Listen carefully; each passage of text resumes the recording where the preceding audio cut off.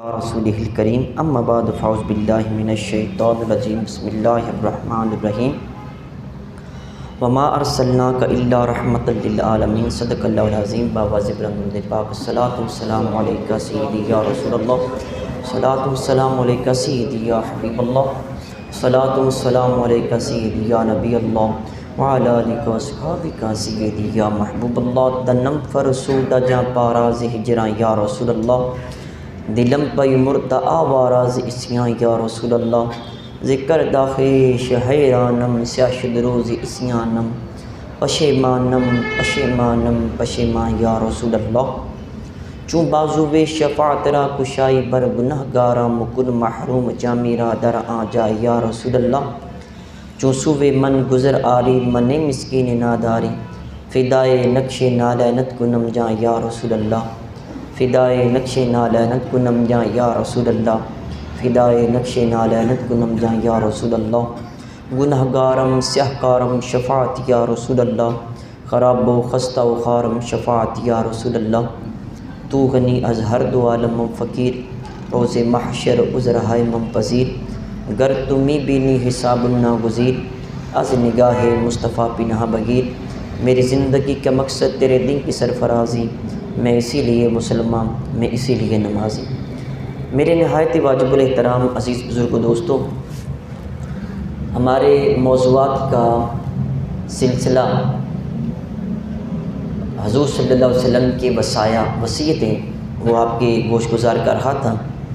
یہ بیسیکلی کئی موضوعات اس کے اندر ذکر ہو جاتے ہیں، کوئی اسپیسیفک خاص موضوع نہیں ہمارا چلتا ہے، لیکن میں تو خود الحمدللہ اس کو محسوس کی دلی طور پہ بڑا اطمینان سکون موجود ہے، یعنی کہ ایسے وصیتیں ہیں کہ جو ہماری زندگی کو تبدیل کر رہی ہیں۔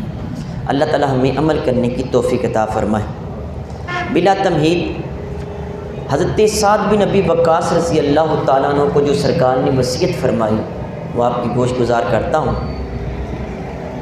یہ الفاظ اس کے مختصر ہیں لیکن بڑے ہی جامع یہ الفاظ ہیں۔ سرکار دو عالم صلی اللہ علیہ وسلم نے فرمایا علیک بالیاس مما فی ایدی الناس، فرمایا کہ اے سعد جو کچھ لوگوں کے پاس ہے اس سے اعراض کرو، منہ موڑ لو۔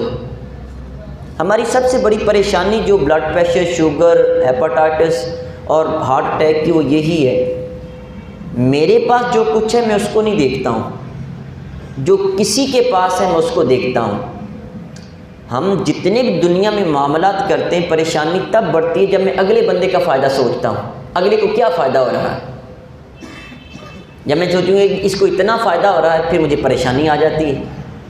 میرے کریم آقا علیہ الصلوۃ والسلام نے فرمایا کہ اعراض کرو، منہ موڑ لو جو کچھ لوگوں کے پاس ہے، اور فرمایا وَإِيَّاكَ وَالطَّمَعَ فَإِنَّهُ فَقْرٌ حَاضِرٌ، فرمایا ہرس، طمع اور لالچ سے بچو کیونکہ یہ نقد فقیری ہے، یہ محتاجی نقد ہے۔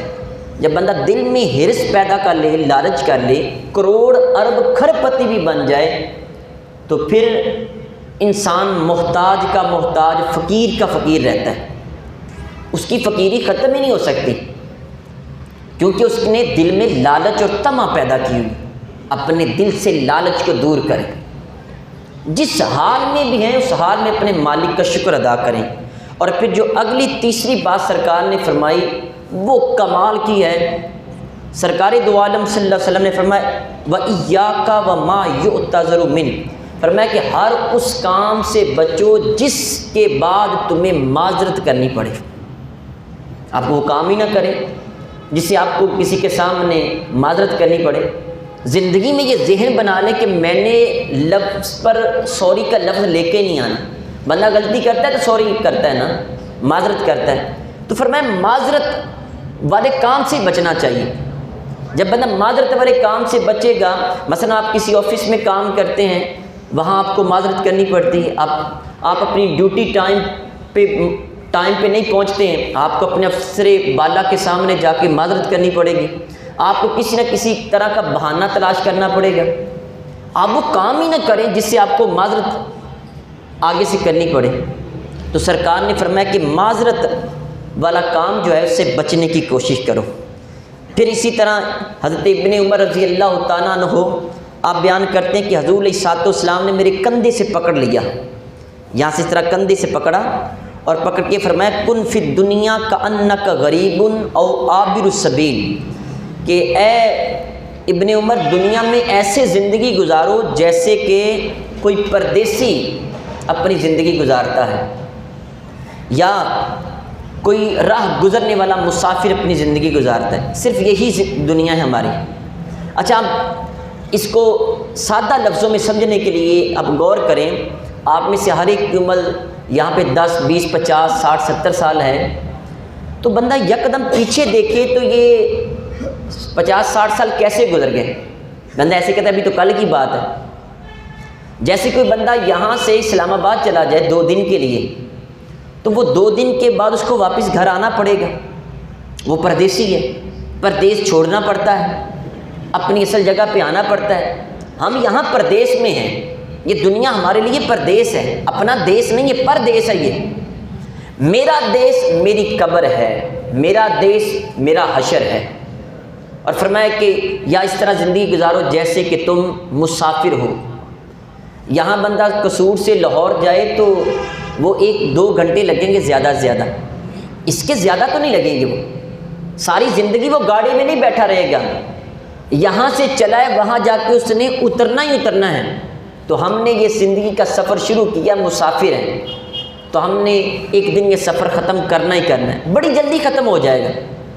آپ کوئی بھی کام شروع کریں تو شروع کرنا ہی فرسٹ انیشیٹو، پہلا قدم اٹھانا ہی مشکل ہوتا ہے۔ جو پہلی پرواز ہے وہی دنیا میں مشکل ہے، باقی تو سفر کٹ جاتا ہے۔ کوئی بھی کام ہے وہ ہو جاتا ہے، رکتا کوئی بھی نہیں ہے۔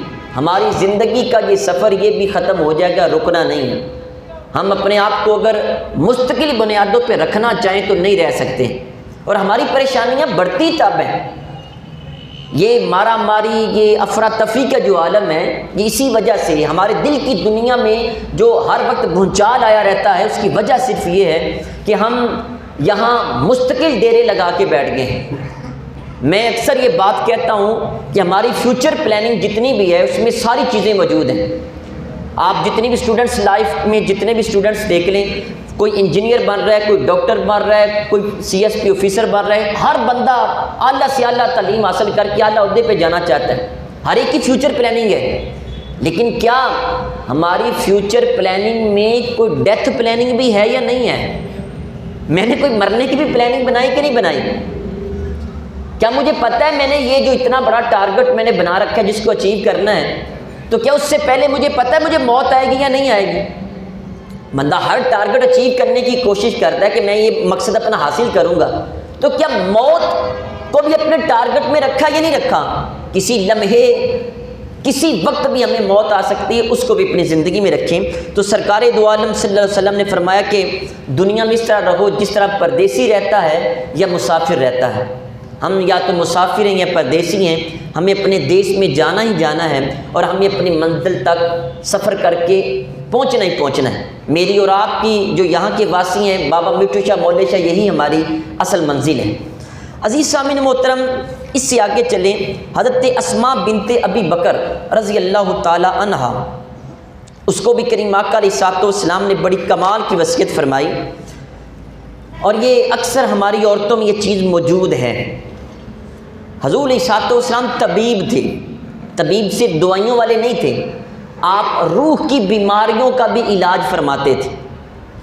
اور سرکار دو عالم صلی اللہ علیہ وسلم کے سامنے جیسے کوئی صحابی آئے، حضور نے ان کی نبض، روح کی نبض پہ ہاتھ رکھا اور اس کو وہاں پہ وہ میڈیسن دیتی کہ یہ تمہارے لیے دوائی ہے۔ حضرت اسماء بنت ابی بکر سے کہا، وہ کہتی ہیں کہ قال علی رسول اللہ صلی اللہ علیہ وسلم، حضور نے مجھے فرمایا انفقی ولا تحسی فیحصی اللہ علیک، فرمایا کہ اللہ کی راہ میں خرچ کیا کرو اور شمار نہ کیا کرو، خرچ کیا کرو شمار نہ کیا کرو۔ اگر تم شمار کرو گی فیحصی اللہ علیک، پھر اللہ بھی تمہیں گن گن کے دے گا، اللہ بھی شمار کرے گا۔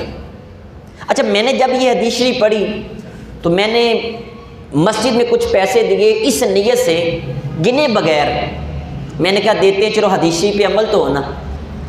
وہ 5 ہو، 10 ہو، 20 ہو، 50 ہو، 100 ہو، وہ اتنے، یہ نہیں کہ وہ گننا نہیں ہے بس اس کو. کبھی اللہ کی راہ میں اللہ کے بندوں کو آپ وداؤٹ کاؤنٹنگ، بغیر گنے دیں، آپ اللہ کے بندوں کو اللہ کی زمین کے اوپر وہ کسی کو بغیر حساب کتاب کے دیں گے تو اللہ بھی آسمانوں سے بغیر حساب کتاب آپ کو عطا کرے گا. پھر فرمایا کہ وَلَا تُوعِي فَيُوئِ اللَّهُ عَلَيْكِ. حضور علیہ السلام نے فرمایا کہ بخل نہ کرو، کنجوسی نہ کرو، وگرنہ اللہ بھی پھر روک لے گا. اچھا، روزانہ 2 فرشتے نازل ہوتے ہیں. ایک فرشتہ اللہ کی بارگاہ میں صبح سے شام تک دعا کرتا ہے، دوسرے بھی بد دعا کرتا ہے. ایک کہتا ہے اللہم آتی منفقن خلفا، یا اللہ جو تیری راہ میں خرچ کرتا ہے مالک اس کو اس کا نعم البدل عطا فرما. آتی ممسکن تلفا، یا اللہ جو روک روک کے رکھتا ہے تو اس کا جو مال روک کے رکھا ہے، کنجوس بن کے بیٹھا ہے، اس کو ضائع کر دے. اچھا، ہماری آج کے دور میں ان ٹاپکس کے بعد میں کچھ سوشل موضوعات کی طرف آؤں گا. تو ہماری نوجوان نسل کا سب سے بڑا اعتراض اپنے ماپیوں سے، یعنی ماں باپ سے، رشتہ داروں سے، بڑوں سے یہی ہے کہ وہ دولت کے اوپر سانپ بن کے بیٹھے ہیں. جوان بیٹے کے اندر ہزاروں صلاحیتیں موجود ہیں، وہ لوگوں کو مشورے دے رہا ہے، وہ بہت زبردست کنسلٹنٹ ہے، لوگ اس سے مشورے لیتے ہیں، لیکن افسوس خود کرنے کے لیے کچھ نہیں ہے. نہ باپ تعاون کرتا ہے، نہ بھائی تعاون کرتے ہیں، وہ اس کو آگے نہیں بڑھنے دیتے ہیں. اور باپ کا جہاں خرچ کرنا بنتا ہے وہ بھی خرچ نہیں کرتا ہے. تو سرکار دو عالم صلی اللہ علیہ وسلم نے فرمایا کہ وَلَا تُوعِي فَيُوعِ اللَّهُ عَلَيْكَ، ایسما کنجوسی نہ کرنا ورنہ اللہ بھی تم سے روک کے رکھ لے گا. اور فرمایا اِدَّقِي مَسْتَطَعْتِ، فرمایا جتنی تیرے پاس توفیق ہو اللہ کی راہ میں خرچ کرتی رہا کرو، روکا نہ کرو. یہ عادت بنائیں، اپنے بچوں میں عادت بنائیں. آپ اس کو 10 روپے کی چیز لے کے دیتے ہیں اور اس کے کہیں بیٹا اس کو بھی دو، اس کو بھی دو، اس کو بھی دو، اس کو دینے کی عادت پڑے. یقین مانے جب اس کا یہ والا ہاتھ استعمال ہونا شروع ہو جائے، یہ ختم ہو جائے، تو پھر دیکھنا اس کا یہ ایک ہاتھ ہے، پھر اوپر سے جو کرم نوازیاں ہوتی ہیں وہ انسان کبھی شمار بھی نہیں کر سکتا. میں تو اکثر یہ بات کہتا ہوں کہ دولت کا بندہ امیر نہیں ہوتا. میرے نزدیک سب سے امیر ترین وہ بندہ ہے جو مرچوں کے ساتھ 2 روٹیاں کھا کے، پانی پی کے اور سکون کی ساری رات نیند بغیر دوائی لیے سو جائے. وہ سب سے امیر ترین ہے. جس کے دل کو مطمئن ہو، جس بندے کا یہ دل مطمئن ہے مجھے ابھی موت آئے تو کوئی ٹینشن ہی نہیں ہے میرے لیے، وہ امیر ترین بندہ ہے. اور جس کو یہ ٹینشن ہے میں نے یہ بھی ساتھ دینا ہے، اس کے ساتھ زیادتی کی، میں نے یہ کیا وہ کیا، وہ بندہ ظاہراً تو امیر ہے لیکن حقیقتاً وہ غریب ترین ہے.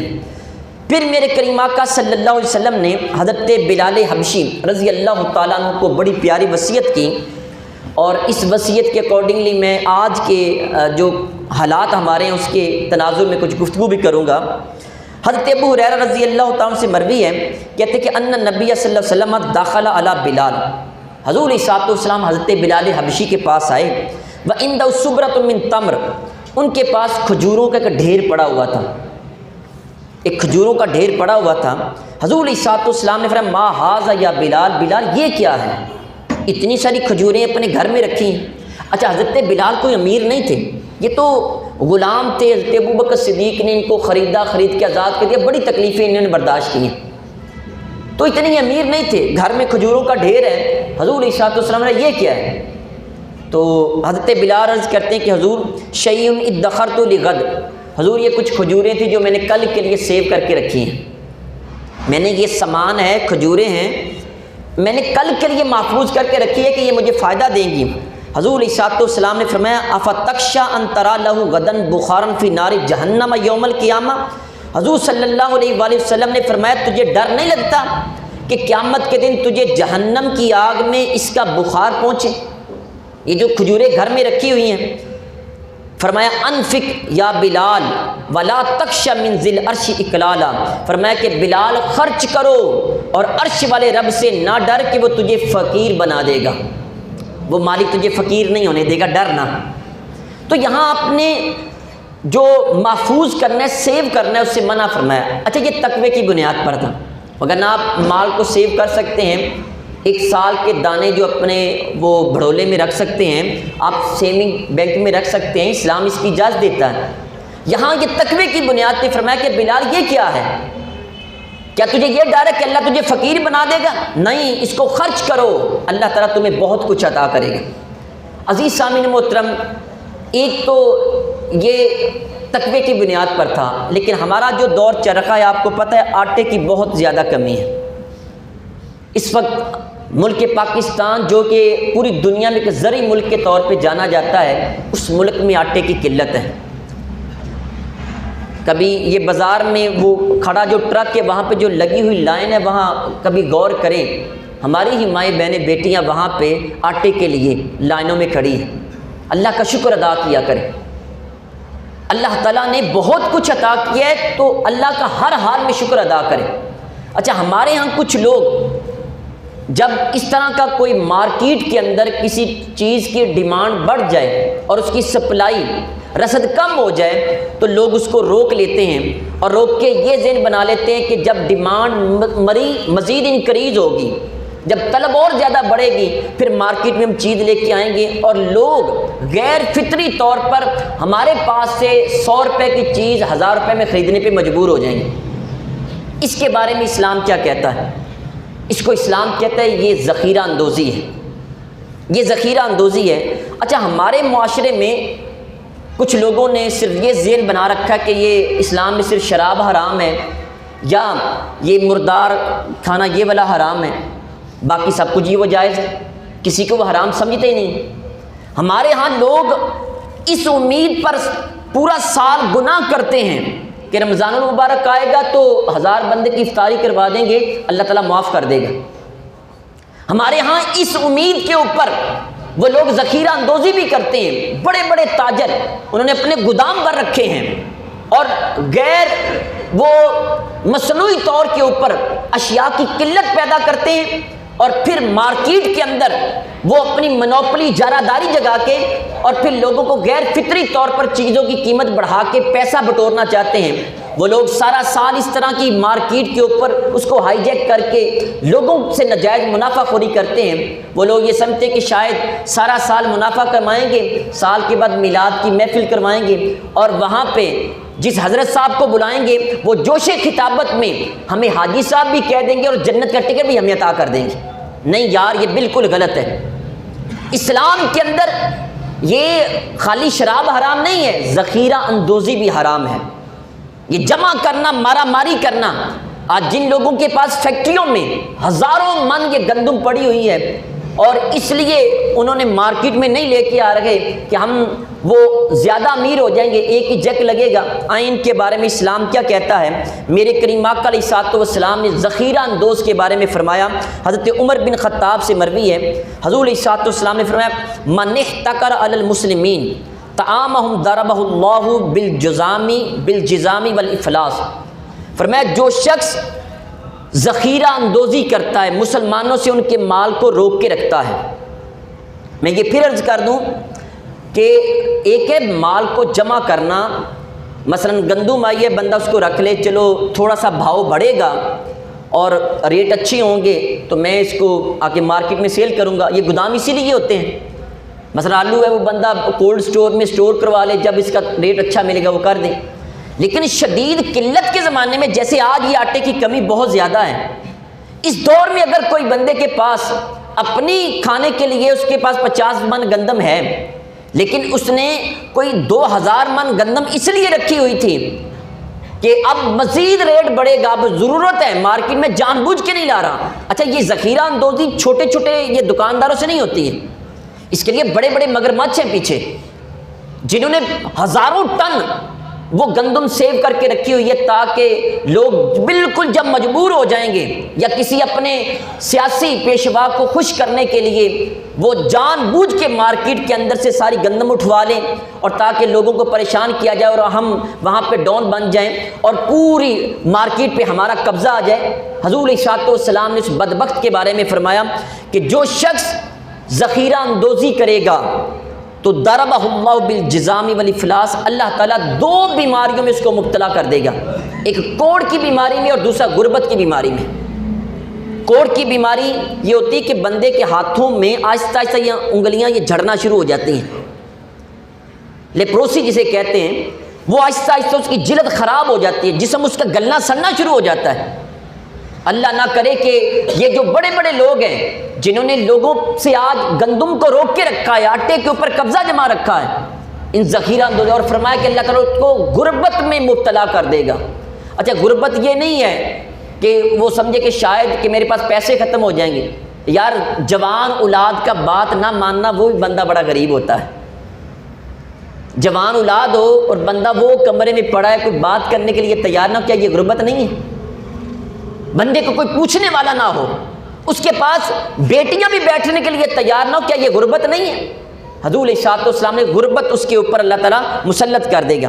پھر فرمایا کہ بیس العبد ان سامیہ برقص ساءہ و اذا سامیہ بغلام فارحا، فرمایا کہ بہت برا وہ شخص ہے جو ذخیرہ اندوزی کرتا ہے اور جب قیمت گرنے لگتی ہے تو اس کو برا محسوس ہوتا ہے، اور جب قیمت بڑھتی ہے تو وہ بہت خوش ہو جاتا ہے۔ ذخیرہ اندوزی کی ہے، اب مارکیٹ میں وہ گندم یا آٹا آ گیا تو اس کو بڑا افسوس ہو، یار یہ تو میری وہ گندم تھے، میں نے تو بہت زیادہ امیر ہونا تھا۔ فرمایا بہت برا وہ شخص ہے کہ جب قیمت کم ہو تو اس کو پریشانی ہو جائے، قیمت بڑھ جائے تو وہ خوش ہو جائے۔ ایسے ذخیرہ اندوز کو حضور علیہ الصلوۃ والسلام نے اچھا انسان نہیں گردانا۔ پھر کریم آقا صلی اللہ علیہ وآلہ وسلم نے فرمایا کہ الجالب مرزوق والمحتکر ملعون، فرمایا کہ جو اپنا مال مارکیٹ کے اندر لے کے آتا ہے، بازار میں لے کے آتا ہے، منڈی میں لے کے آتا ہے، فرمایا کہ اللہ تعالیٰ کی طرف سے اس کو رزق عطا کیا جاتا ہے، اس کے مال میں برکت آ جاتی ہے۔ اور فرمایا والمحتکر ملعون، اور جو شخص ذخیرہ اندوز ہے فرمایا اس کے اوپر اللہ کی طرف سے لعنت نازل ہوتی ہے۔ لعنت کا مطلب یہ ہوتا ہے کہ اللہ کی رحمت نہیں ہوتی۔ میں یہاں آپ کے سامنے گفتگو کر رہا ہوں، میرے ہاتھ پاؤں ہل رہے ہیں تو یہ اللہ کی رحمت ہے۔ اور جو بازار میں مارکیٹ میں مال لے کے آئے، جب لوگوں کو شدید مشکلات کا سامنا ہو اور وہ اپنے گوداموں کے منہ کھول دے، نہیں یار میں نے لوگوں کی مدد کرنی ہے، قیمت اپنی لے، لوگوں کی مدد کرنی ہے، اسی ریٹ پہ مدد کروں گا، تو یقین مانے پھر اللہ تعالیٰ کی طرف سے رزق عطا کیا جاتا ہے۔ میں ایک واقعہ پڑھ رہا تھا، جب جاپان کے اندر وہ سونامی آیا تو ایک بڑھیا عورت وہ کچھ ساز و سامان مارکیٹ سے لا کے اسی ریٹ کے اوپر، ہول سیل ریٹ کے اوپر لوگوں کو سیل کر رکھی تھی۔ کسی نے کہا بڑھیا تم خود تو کچھ کما نہیں رہی ہو، جس ریٹ پہ لے کے آئی ہول سیل کے اوپر وہی تم لا کے مارکیٹ میں اسی قیمت کے اوپر سیل کر رہی ہو۔ اس نے کہا کہ میری قوم کے اوپر مشکل وقت آیا ہے تو میں اس کی مدد کرنا چاہتی ہوں، جس ریٹ پہ لے کے آتی ہوں اسی ریٹ پہ لوگوں کو دے رہی ہوں۔ لیکن آئیں اسلام کے اندر انہوں نے تو اسی ریٹ پہ بیچا نا۔ میں آپ کو اپنے اکابرین کا، اپنی سیلیبریٹیز میں سے ایک سیلیبریٹی کا واقعہ سناتا ہوں کہ جب ان کے اوپر اوکھا وقت آیا تو پھر کیسے وہ مسلمانوں کے ان لوگوں کے اوپر انہوں نے اپنی جان نچھاور کی۔ حضرت ابوبکر صدیق رضی اللہ تعالیٰ عنہ کا دور تھا، اس وقت شدید قحط کا سماں پیدا ہو گیا، پورے عرب میں آٹا ختم ہو گیا، گندم موجود نہیں تھی، لوگ بڑے پریشان تھے۔ حضرت ابوبکر صدیق کا دور تھا، آئے عرض کیا کہ جناب امیر المومنین آٹا ختم ہو گیا ہے، کھانے کو کچھ بھی نہیں ہے، کچھ کریں اس کے لیے۔ تو حضرت ابوبکر صدیق رضی اللہ تعالیٰ عنہ آپ نے فرمایا کہ پریشان ہونے کی ضرورت نہیں ہے، کل شام تک آپ کی مشکل حل ہو جائے گی۔ لوگ خاموش ہو گئے۔ اچھا ابھی وہ رات کا وقت ہوا تو رات لوگ سوئی، صبح پتہ چلا کہ حضرت عثمان غنی ذو النورین بہت بڑے بزنس مین تھے، آپ کا 1000 اونٹ تھا جس کے اوپر مال لدا ہوا تھا، جس میں گندم بھی تھی اور بھی ضروریات زندگی تھی، وہ آپ لے کے مدینہ شریف آ گئے۔ اب جتنے بھی وہاں مدینہ شریف کے تاجر، گرد و نواح کے تاجر تھے، سارے آپ کے دروازے پہ پہنچ گئے۔ پتہ چلا کہ عثمان 1000 اونٹ کا قافلہ لے کے آئے ہیں جس کے اندر گندم بھی اور بھی چیزیں موجود ہیں۔ اب وہاں پہ جاتے ہی انہوں نے بولی لگانا شروع کر دی، جی ہم یہ گندم خریدنا چاہتے ہیں۔ حضرت عثمان غنی ذو النورین رضی اللہ تعالیٰ عنہ آپ نے پوچھا جی بتاؤ کتنا پروفٹ دیتے ہو، کتنا نفع دو گے؟ اچھا ایک نے کہا جی میں 10 روپے کے اوپر 2 روپے آپ کو منافع دوں گا۔ فرمایا نہیں یہ کم ہے۔ دوسرے نے کہا جی میں 10 روپے کے اوپر 4 روپے آپ کو پروفٹ دوں گا۔ فرمایا یہ بھی کم ہے۔ ایک بولا، اس نے کہا جناب میں آپ کو 10 روپے کے اوپر 5 روپے پروفٹ دوں گا۔ 10 روپے کی چیز ہے 5 روپے پروفٹ دوں گا آپ کو. آپ نے فرمایا یہ بھی کم ہے. وہ حیران ہو گیا جناب اس سے زیادہ کیا لیں گے؟ کہا مجھے اس سے بھی زیادہ مل رہا ہے, میں اس سے بھی زیادہ قیمت مجھے کچھ لگا رکھا ہے, میں اس پہ اس کو سیل کروں گا. اچھا انہوں نے کہا جی حضرت آپ بتا دیں پھر کس ریٹ کے اوپر آپ بیچنا چاہتے ہیں؟ فرمایا میں 1 روپے کے بدلے میں 10 روپے منافع لینا چاہتا ہوں. انہوں نے کہا کہ پورے مدینہ شریف میں, پورے عرب میں کوئی ایسا بندہ ہے ہی نہیں جو 1 روپے کے اوپر 10 روپے پروفٹ دے. فرمایا ہاں. عثمان غنی نے کہا سنو تم نہیں دے سکتے لیکن میرے رب کی طرف سے اعلان ہے من جاء بالحسنۃ فلہ عشر امثالھا, جو میری بارگاہ میں 1 نیکی لے کے آئے گا اس کے بدلے میں 10 عطا فرماؤں گا. آپ نے سنا نہیں دا دنیا تے 70 آخر, دنیا میں 10, میرا رب مجھے 10% وہاں پہ پروفٹ دے رہا ہے, 10 روپے نفع دے رہا ہے 1 کے بدلے میں. فرمایا تم اے گروہ تجار گواہ رہنا, 1000 کا 1000 اونٹ سارے کا سارا جتنا بھی سامان ہے سارا میں نے مدینے کے غربا میں تقسیم کر دیا ہے, میں صدقہ کر دیتا ہوں. عزیز سامعین محترم یہ ہمارے اسلاف تھے. آج ہماری قوم کے اوپر مشکل وقت ہے تو بڑے بڑے لوگ وہاں پہ روک کے رکھے ہوئے ہیں. دیکھیں لوگوں میں صدقہ و خیرات کریں, مال میں برکت اس سے آتی ہے. اچھا برکت کا 1 روپیہ بے برکتے 1 لاکھ روپے سے زیادہ بہتر ہے. یاد رکھیں ہم یہ سمجھتے ہیں کہ کئی لوگ یہ کہتے ہیں کہ ہزاروں روپیہ آتا ہے اور ختم بھی ہو جاتا ہے, وہ پہلے آنے سے پہلے ہی ہمارا سب کچھ ختم ہو جاتا ہے, قرضہ لینے پہ مجبور ہو جاتے ہیں. تو کیا کریں؟ اپنے مال میں برکت پیدا کریں, اللہ کے دیے ہوئے میں سے دینے کی کوشش کریں, صدقات و خیرات کریں, غریبوں کی مدد کریں. تصویریں بنانے کے لیے نہیں بلکہ اس ہاتھ سے دیں اس کو پتہ نہ چلے. اللہ کے غضب کو ٹھنڈا کرنا چاہتے ہو, اللہ کا غصہ ٹھنڈا کرنا چاہتے ہو تو فرمایا اس ہاتھ سے دو, اس کو پتہ نہ چلے. اور برکت کا 1 روپیہ اس میں کمال ہو جاتی ہے. حضرت جنید بغدادی رحمۃ اللہ علیہ آپ کا ایک مرید تھا, عرض کرنے لگا یہ حضرت حج پہ جانا ہے, میرے پاس کچھ ہے نہیں. تو حضرت جنید بغدادی رحمۃ اللہ علیہ آپ نے 1 درہم 1 روپیہ دیا, فرمایا یہ لو اور حج کا رہو. مرید بھی کامل مرید تھے, ان کا یقین تھا کہ جو پیر نے کہہ دیا وہاں اس میں ضرور حکمت ہوگی. اچھا مرید نے 1 درہم 1 روپیہ لیا اور وہاں پہ چل پڑ گئی میں حج پہ جا رہا ہوں. 1 روپیہ کا حج کیسے ہو سکتا ہے؟ اعلیٰ حضرت رحمۃ اللہ نے اپنے ملفوظات میں یہ واقعہ لکھا ہے. کہتے ہیں کہ وہ گاؤں سے باہر گیا, جا کے دیکھا ادھر سے قافلہ آ رہا تھا, تو قافلے والوں سے کہنے لگا جی کدھر جا رہے ہو؟ انہوں نے کہا ہم حج پہ جا رہے ہیں. اس نے کہا جی میں بھی حج پہ جانا چاہتا ہوں, مجھے بھی ساتھ لے چلیے. تو انہوں نے کہا کہ باقی چیزیں سامان وغیرہ کوئی سواری؟ اس نے کہا نہیں جی میری سواری نہیں میرے پاس, تو میں نہ پیدل ہی آپ کے ساتھ چلتا رہوں گا, تو مجھے آپ ساتھ لے چلیں. قافلے والوں میں سے ایک شخص نے کہا یہ پریشان ہونے کی ضرورت نہیں ہے, ہمارے پاس جب ہم وہاں سے چلنے لگے تھے تو ایک حاجی جو کہ جانے کا ارادہ رکھتا بیمار ہو گیا, اس کی سواری بالکل فری ہے, تم سواری پہ سوار ہو جاؤ, ہمارے ساتھ حج پہ چلے جاؤ.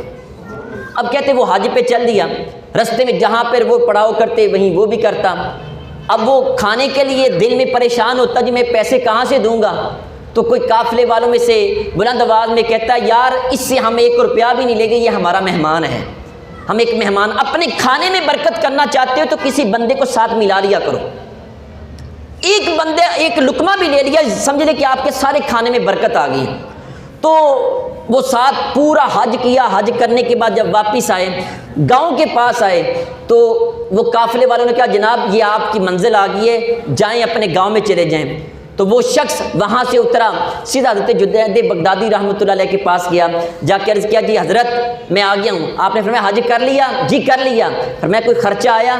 جی خرچہ نہیں آیا. حضرت جنید بغدادی مسکرا کے فرمانے لگے میرا 1 درہم واپس کر دو, میرے پیسے واپس کر دو. دیکھیں برکت والا 1 روپیہ 1 کروڑ روپے سے بھی بہتر ہوتا ہے. یہ لوگ جو ذخیرہ اندوزی کرتے ہیں یقین مانیں یہ دل کے پریشان ہیں, ان کی سوچیں بکھری ہوئی ہیں, ان کے دل ہر وقت خوف سے بھرے ہوئے ہیں, رشتہ داریاں ٹوٹ گئی ہیں, جتنی مرضی عزت بنا لے عزت نہیں بنے گی. آئیں آج ہماری قوم پہ مشکل وقت ہے, تو جن کے پاس ہے اللہ کے دیے ہوئے سے اللہ کے بندوں کو دیں, اللہ تعالیٰ آپ کو بھی ضرور عطا کرے گا. اللہ تعالیٰ کی بارگاہ میں دعا ہے جو کچھ پڑھا سنا اس پر عمل کر کے آگے پہنچانے کی توفیق عطا فرمائے.